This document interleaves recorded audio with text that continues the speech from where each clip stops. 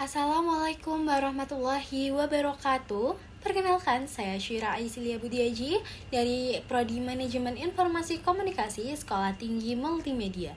Pada kesempatan yang berharga ini, saya akan mempresentasikan hasil makalah agama Islam saya untuk ujian akhir semester saya yang diampu oleh dosen pengampu mata kuliah Agama Islam Bapak Dr. Marwan SAG, SHM Hum dan MA, yang berjudul Strategi Mempertahankan Akhlak Mulia, Integrasi Nilai-Nilai dalam Islam di Pendidikan Keluarga. Baik, mari kita mulai dari latar belakang masalahnya. Kita semua setuju bahwa pendidikan karakter itu bertujuan untuk menunjukkan akhlak mulia. Seperti yang dikemukakan oleh Raharjo dan Sylvia, yang saya ambil dari referensi saya, akhlak adalah fondasi utama dari pribadi manusia. Lalu di mana fondasi itu pertama kali dibangun? Jawabannya adalah di keluarga. Keluarga adalah madrasah ula atau sekolah pertama dan bagi utama seorang anak. Namun, disinilah letak tantangannya. Di era globalisasi ini terjadi konflik nilai, budaya luar seperti individualisme dan materialisme masuk, mengancam nilai-nilai Islam yang sudah kita anut. Dan fenomenanya banyak orang tua yang karena kesibukannya akhirnya menyerahkan pendidikan moral anak sepenuhnya kepada sekolah. Padahal kita tahu peran keluarga jauh lebih penting, jauh lebih mendalam untuk seorang anak. Berdasarkan latar belakang tersebut, penelitian saya berfokus untuk menjawab 3 pertanyaan kunci. Yang pertama, bagaimana sebenarnya konsep dan prinsip nilai Islam dapat diintegrasikan secara efektif di keluarga? Yang kedua, apa strategi yang paling efektif untuk mempertahankan akhlak mulia tersebut? Dan yang ketiga, apa tantangan nyata yang dihadapi keluarga modern saat mencoba menerapkan nilai-nilai tersebut? Sebelum kita membahas bagaimana caranya, kita harus tahu dulu tuh apa tujuan akhirnya. Mengacu pada salah satu referensi saya, Hasna et al., tujuan akhir dari pendidikan Islam adalah membentuk karakter ulul albab. Ulul albab bukanlah sekadar orang yang soleh, tetapi sosok yang memiliki keseimbangan sempurna antara dua kekuatan. Yang pertama kekuatan zikir, yaitu kekuatan spiritual, ketaatan ibadah, dan hati yang selalu mengingat Allah. Dan yang kedua adalah kekuatan fikir, yaitu kemampuan intelektual berpikir kritis dan cerdas dalam memahami fenomena sosial alam. Inilah profil generasi ideal yang ingin kita capai. Soleh secara spiritual sekaligus cerdas secara intelektual. Sekarang mari kita jawab pertanyaan bagaimana konsep integrasinya. Integrasi nilai Islam dalam keluarga harus bersifat holistik atau menyeluruh.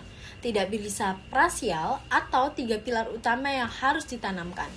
Yang pertama yang paling dasar adalah tauhid atau akidah. Ini adalah fondasi keyakinan yang menanamkan rasa mukbarobah atau merasa diawasi oleh Allah. Ini adalah CCTV spiritual anak. Kita harus menanamkan bahwasanya kepada anak, Allah itu selalu menjaga kita dimanapun kita berada, dimanapun kita tempat tinggalnya, dimanapun kita selalu ada. Allah selalu menjaga kita dan mengawasi kita.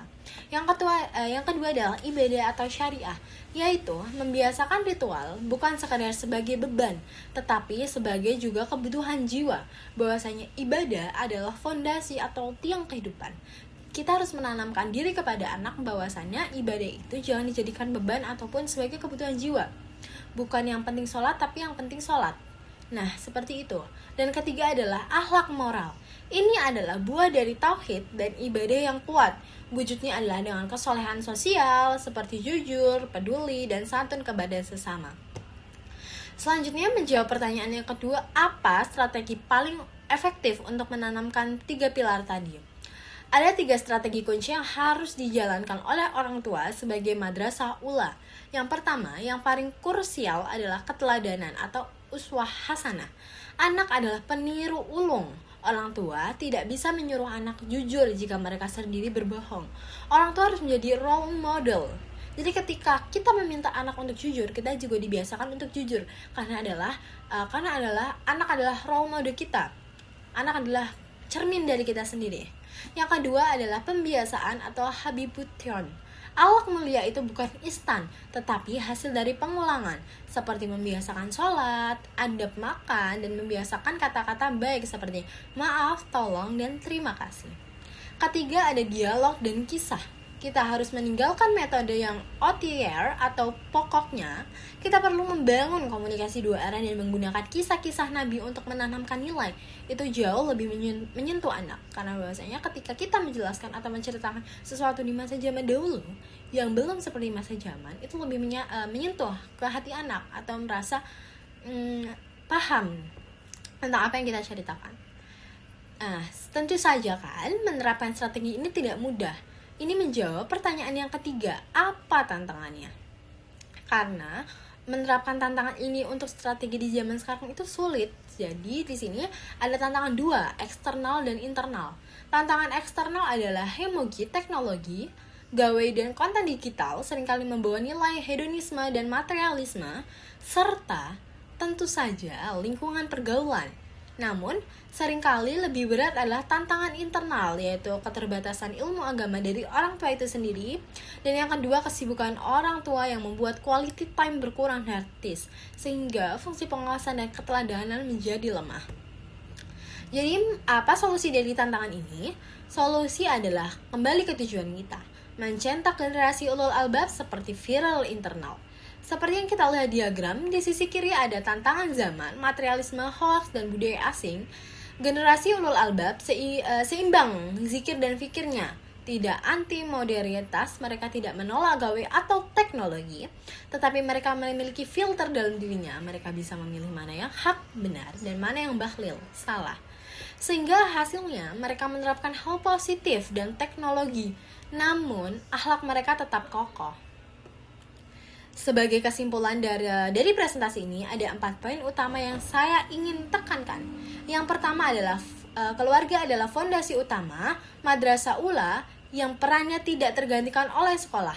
Yang kedua, integrasi nilai Islam yang bersifat holistik, menyangkut tauhid, ibadah, dan akhlak, dan harus dihindari oleh kasih sayang, disadari oleh kasih sayang. Ketiga, strategi kunci yang paling efektif dalam keteladanan dan pembiasaan.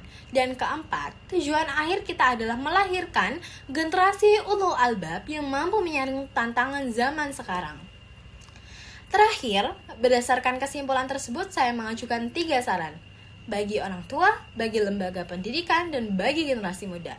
Bagi orang tua diharapkan untuk terus meningkatkan wawasan keislaman dan wajib meluangkan quality time atau waktu untuk mendampingi anak dan menggunakan teknologi. Bagi lembaga pendidikan, yaitu perlu membangun sinergi yang kuat dengan orang tua agar nilai yang diharapkan di sekolahan dan di rumah bisa selaras. Yang ketiga, bagi generasi muda, kita semua, mari kita teladani karakter ulul albab. Kita harus seimbangkan antara pencarian ilmu dengan penguatan ibadah, serta memanfaatkan teknologi yang kita kuasai untuk kebaikan dan dakwah. Sekian video presentasi yang saya sampaikan. Semoga apa yang saya sampaikan bermanfaat bagi kita semua dan untuk mengupayakan generasi yang berakhlak mulia. Terima kasih atas segala perhatiannya. Mohon maaf atas segala kekurangannya. Wassalamualaikum warahmatullahi wabarakatuh.